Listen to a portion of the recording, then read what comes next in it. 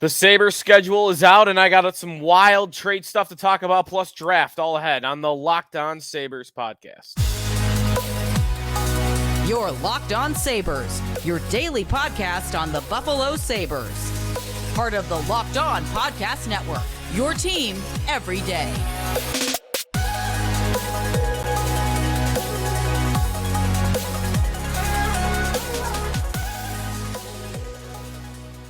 And thanks for making Locked On Sabres your first listen every day. We are free and available wherever you get your podcasts and on YouTube, part of the Locked On Podcast Network, your team every day. Thanks, everybody, for tuning in on today's show. A lot to get to, a fun show to get to. We're back in full swing. I'm done with my honeymoon.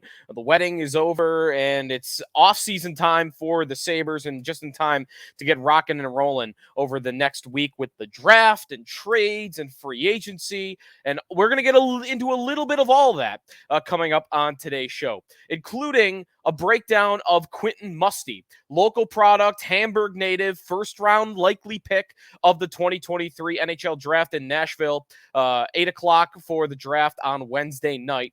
And we'll have lots of coverage here on the Locked On Podcast Network. Some more details on that coming up a little bit later. Mock draft special is available. You can find that on our feed right now. Find out who I had the Sabres selecting with the 13th overall pick. I'll have a full preview of the draft for tomorrow.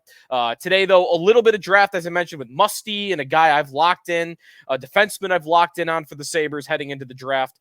But before that, I want to get to Erik Karlsson as a trade idea. Yes, Erik Karlsson won the Norris Trophy on Monday night. Why am I talking about him? I'll explain a little bit later on. But the big news to kick things off today, Locked On Sabres podcast, Joe DiBiase, thanks for tuning in, at Sneaky Joe Sports, to follow me on Twitter. If you want to get involved with the show, you could do that on our YouTube channel or at Locked On Sabres on Twitter. And I'll have a couple of comments to read a little bit later on from our previous show, kind of putting a spin on everything that I missed over the last couple of weeks while on my honeymoon. Before I get into any of that, though, the big news of the day is that the schedule is out. The Sabres schedule for 23-24 has been released. You can find it on the Sabres website or on their Twitter feed. And it is not, I guess, the most polarizing schedule ever, but there are some interesting things to look at. And notable games as well to look at for the Sabres schedule. So let's kick things off right away with that being said. And among the things that I want to show you, and I'll do that on our YouTube channel. So if you're following along on our YouTube channel, you can see the schedule there. But anyways, there we go. The schedule for the Buffalo Sabres out for this season.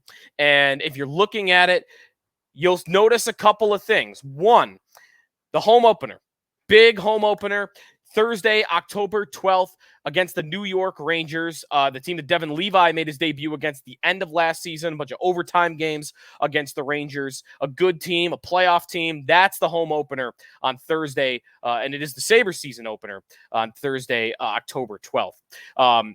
5 of the first 6 games for the Sabres are at home. That's a nice start. And it's not the most challenging teams. The Rangers were a playoff team. The Lightning were a playoff team. Otherwise, Calgary was not. The Islanders were, of course, a team that squeaked in. No, the Islanders didn't make it. And then the Montreal Canadiens. Montreal, a bad team from last year. That's 5 of their first 6 games. A big opportunity for the Sabres to get off to a roaring start with their schedule in the month of October. But then November gets hard. Now, remember, that's if the Sabres follow normal trends for home and away. Last year, they did not. They had a better record on the road than they did at home. So I'll say, within context here that it's harder for the Sabres in November. Maybe not. Maybe they are just a better team on the road. But 10 of 14 November games for the Sabres are on the road. 10 of 14.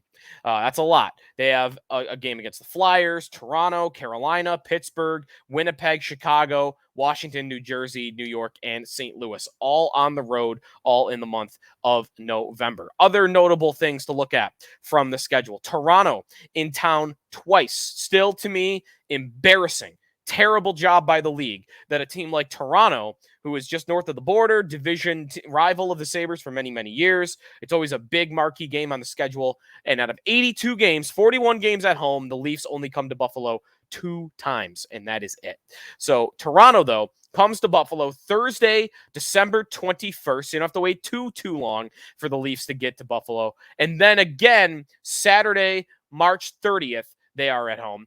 Boston, another notable opponent, 2 games in Buffalo this year. Tuesday, November 14th, and Wednesday, December 27th. Those are the big division games, big marquee opponents, maybe measuring stick games for the Sabres as well. And if you're looking out of conference, 2 games you might be wondering about. All right, I'm going to go to a couple games this year. What do you want to go to? You want to see Boston? You want to see Toronto? Maybe you want to see Montreal? And I think you want to see McDavid and you want to see Eichel for very different reasons. McDavid, of course, is just a draw, best player in the world, best player in the sport, arguably the best player in sports, almost a unanimous MVP for the Hart Trophy. One rogue Penguins writer actually was the one that did not vote for McDavid, actually voted for David Pastrnak at the NHL Awards. I'll have a quick recap on that coming up in just a couple of minutes. But McDavid is in town to play the Sabres on Saturday, March 9th. That is a matinee game, 12:30 on March 9th. Now, the week before, 1 week before that, you get 2 marquee March Saturday home games.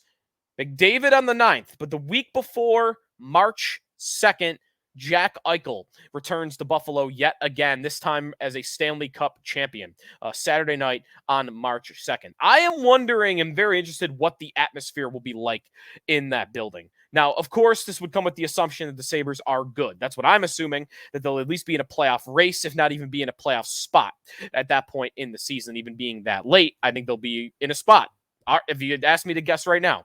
So they'll be good. The atmosphere will be good, I think, because of that. The team will be exciting. Now, Eichel, it's 1-1, right? The head-to-head matchup. Sabre fans got the better of Eichel. It was fun. They embarrassed him in postgame, made him embarrass himself in postgame. The first time Eichel returned, it was a great victory for Sabre fans. Then take 2. Eichel gets his revenge. First 2 periods went well for Sabre fans. Eichel gets a hat trick in period number 3, raises his arms to the crowd, plays with the crowd a little bit. So it's 1-1, and the results went very different ways. How venomous will the atmosphere be this year? I don't think it'll be as bad as the first 2 times. That's my inclination. It won't be as bad. But I still think he gets booed. I still think it's a big game, and it'll feel more like a big game because of the opponent and because of Eichel. I think it just always will. I think as long as he's playing, it will always feel like a big game when he returns. So another marquee game. 5 midday, can I call it midday Saturday games? I'm not going to quite call it matinee because some of these games are at 4 or 5 o'clock. But between the hours of 12 and 5 o'clock, the Sabres have 5 Saturday home games in the afternoon. We know they like their matinees, not as many as last year, but still a good chunk of them. Although they don't have one. They don't have a Saturday matinee game. And I don't even know if you want to call this one. December 30th, the Sabres host the Blue Jackets at 5 o'clock. And then they host Vancouver at 4 o'clock on January 12th. January 13th. And then 12 o'clock to host the Lightning on a Saturday on January 20th. So those are some of the marquee games of the Sabres schedule. Some interesting notes, I thought, of the Sabres schedule as well. We will take a timeout here. When we come back, a quick wrap on the NHL Awards, and that will lead me into a trade idea I'm starting to fall for, and you can tell me I'm an idiot. I have many that are. I get the argument that I'm an idiot on this one. I guess I'm admitting up front, I can't control my excitement with this trade idea. And I'll tell you what that is when we come back. Joe DiBiase in the Locked On Sabres podcast. This episode is brought to you by Game Time. Buying tickets to your favorite team's event should not be stressful. And with the Game Time app, it is fast and easy to buy tickets for all the sports, music, comedy, and theater near you with killer deals on last-minute tickets and their best price guarantee. You can stop stressing over the tickets and start getting hyped for the fun that you'll have. Game Time is the place for last-minute ticket deals. Forget planning months in advance. They have deals on tickets right up to the game day of the event. Get exclusive flash deals on tickets for football, basketball, baseball, and more. Hockey, of course. The Game Time guarantee means you'll always get the best price. If you find tickets in the same section and row for less, Game Time is going to credit you 110% of the difference. Snag the tickets without the stress with Game Time. Download the Game Time app, create an account, and use the code LOCKEDONNHL. You'll get $20 off your first purchase. Terms apply. Again, create an account and redeem code LOCKEDONNHL for $20 off. Download Game Time today. Last minute tickets, lowest price guaranteed. Sneaky Joe DiBiase back here on the Locked On Sabres podcast. After today's show, be sure to check out Locked On's 2023 NHL Mock Draft Special. The local hosts of the Locked On NHL channel have made their picks, and host Gil Martin and Hadi Kalakash will break down every selection over a 3-day mock draft event. Find the episodes on Locked On NHL, on YouTube, or wherever you get your podcasts. All right, let's move on to the NHL Awards show from Monday night. Man, this thing is the most cringeworthy event. I didn't watch it. Saw clips of it. If you didn't see the bit with Connor McDavid and the little kid that was making fun of the engagement ring that he bought for his fiance, it is the most cringeworthy thing you have ever seen in your life. Man, it's almost as you would think it's impossible. McDavid is as boring a personality as he is exciting a hockey player. I can't fathom how this guy is this lame a personality. Like, just they're the worst. You have to see it for yourself. You can't believe how cringeworthy it's saying. I'm not even doing it justice for how bad it is. McDavid wins the Hart Trophy. He got all but one vote, 195 of 196 first place votes for Connor McDavid. One rogue Penguins writer put Pastrnak in as first and put McDavid at fifth, which to me, you put him at fifth. You are doing this for publicity. We haven't heard from this guy, but I think he's doing it for publicity. I can't fathom a reason why you'd put McDavid number 5. That was a big takeaway from the NHL Awards. Former Sabre Linus Ullmark wins the Vezina Trophy. No surprise there. Owen Power finishes third in the Calder Trophy race. Matty Beniers wins it out of Seattle. Not a surprise there. What else? Jim Montgomery wins the Jack Adams Award. Lindy Ruff finishes in second. Erik Karlsson wins the Norris Trophy. This comes on the same day that Erik Karlsson spoke to NHL.com and talked extensively about how he wants to be traded out of San Jose, and that his priority at this point in his career is to not go down as one of the greatest players to ever not win a Stanley Cup. He talked a lot about how he is desperate, obsessed with the idea of coming to a team where he can win because he doesn't want to end his career without winning a Stanley Cup. And Karlsson is vocalizing that. And it's going to get him traded out of San Jose. That's what he wants. And it would make sense for San Jose to trade him. They're going into a rebuild. They're in a rebuild right now. So he wants to win and he wants to be traded. But here's the thing with a Karlsson trade. And I'll get to the Sabres on this in a moment. Karlsson wants to go to a cup contender. The problem for him is cup contenders can't afford Erik Karlsson right now. Not in terms of the trade that it would take to get him, the money. He is the highest paid defenseman in hockey, $11.5 million a year. There are not many teams that can afford to pay Erik Karlsson at all, let alone teams that he would think gives him a sizable upgrade towards winning a Stanley Cup or improves his chances to winning a Stanley Cup. So, couple of things on Karlsson. You need a team that has room to take on that cap hit, and maybe not the whole thing. You know, when I talk about him for the Sabres, an ideal scenario for me is the Sabres getting San Jose to eat $2-3 million a year of that deal, get Karlsson at $8.5 or $9.5 million a year. And I'd imagine that's what's going to happen. Whoever trades for him, I think will make it a priority to get San Jose to take a couple $1 million a year. What do they care? They're going to rebuild anyway. 4 more years at $2 million. Take the cap hit and get an extra second round pick if you want. Contenders can't afford him. look at the list of teams that can afford to pay Erik Karlsson, even like a $9.5 million salary. It's Buffalo, it's Ottawa, it's Chicago, it's Anaheim, it's Arizona, it's Detroit, Seattle, Winnipeg. I mean, those are the teams. Those are the maybe the Islanders too, but that one's a little bit tougher. Think of that list of teams I just read off. A lot of bad hockey teams, as bad as San Jose is. To me, what Karlsson will likely have to do, the corner he's going to find himself in, is, all right, I want to get out of San Jose, and I want to go to a team where I have a better chance to win, but I can't get to a Stanley Cup contender. So what I'm going to do as Erik Karlsson, I'm going to do my best, sit down with my agent, and try to figure out who among these teams that can afford me is most likely to become a Stanley Cup contender. Who's closest? And who am I most sure will get there? And to me, there are 4 teams that he could be considering of that list. It's not Chicago. It's not Anaheim. It's not Arizona. It's not Winnipeg. They're going into a rebuild. I think the team, it's not even the Islanders.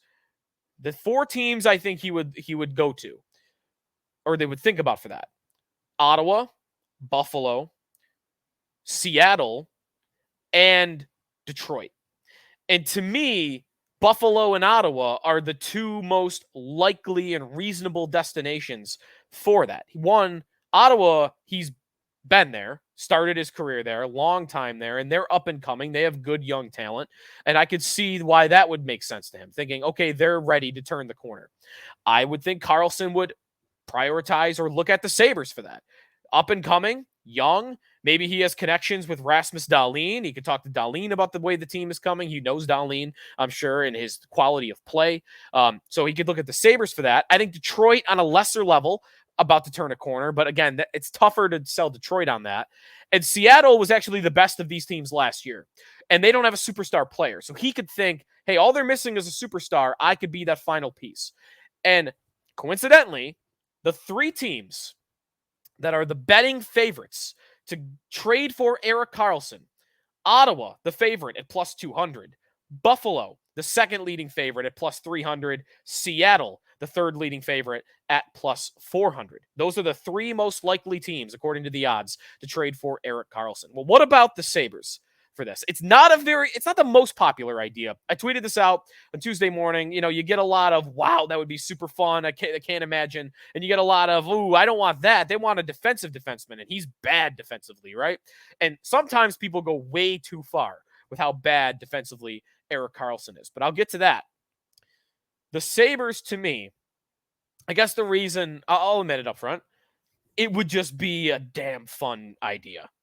I mean, on paper, it would look insane. A top 4 of Dahlin, Karlsson, Power, and Samuelsson. I dare you to find any top 4 defense group in the league and tell me they're better than that top 4. That is the Norris Trophy winner, a 100-point Erik Karlsson. That is Dahlin, who I've made the case he's the best overall defenseman in hockey. Owen Power, who has all the potential in the world to be one of the best 5 defensemen in the world and already is really, really good. And Mattias Samuelsson, who is as rock solid defensively as you're going to find for a top 4 guy. It would be lethal. So, yeah, it'd be expensive. Yeah, it would probably mean they can't sign both. Like, they wouldn't, there would be a guy they wouldn't be able to sign if they did this. Maybe that's Peyton Krebs. Maybe that's Casey Middlestat. But for 4 years, and if you get it at $9.5 million, I think it's tenable. It's only a couple million more than the Sabres would likely have to pay to get Brett Pesce. And honestly, when you know what's interesting, Karlsson has this reputation of being terrible in his own end. He was better defensively last year than Brett Pesce was. Last year, the numbers from Andy and Rono, percentage-wise on Erik Karlsson, he was the 41st percentile defensively. It is slightly below average, but about the middle of the league in his own end. Oh, and while being that, 100th percentile for offense and 100th percentile for transition. He's the number 1 overall defenseman offensively in the NHL and the number 1 overall defenseman transition game in the NHL. Is it redundant with Dahlin and Power? Yeah, it is. No doubt. But damn it, let's score. Let's get stupid. Let's score all the goals. You know, just not give teams a break. Oh, you thought you had to break Dahlin's off the ice? Well, here's Karlsson, and he's gonna not let you have the puck, and he's gonna make every crisp pass, and you're gonna be on your toes the entire time, because at all times the Sabres are gonna have a defenseman on the ice that's gonna keep the other team on their toes, because they can make something happen at any moment. And that to me is a terrifying idea to defend if you're an opposing team. And Karlsson would do that for the Sabres. Is it necessary? Absolutely not. But is it a fun idea at a position that the Sabres need and on the right side? Karlsson plays primarily on the right side. It fits those descriptions. What would it cost trade-wise? Well, just a quick idea. Victor Olofsson, Yuri Kulik, and a 13th overall pick. That's a lot. That's definitely an overpayment. That's probably what it takes to get it done if you want to get him at around $9.5 million. Maybe I'm being naive and thinking they can get him with $3 million taken off that cap hit.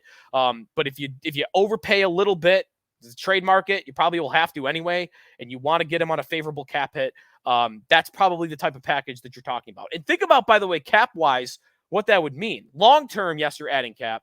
For the short term, Victor Olofsson's making $4.75 million. You get Karlsson at $8.5 million. We're only talking about $3.75 million in added salary. That's nothing. So I know I'm massaging the case here for it.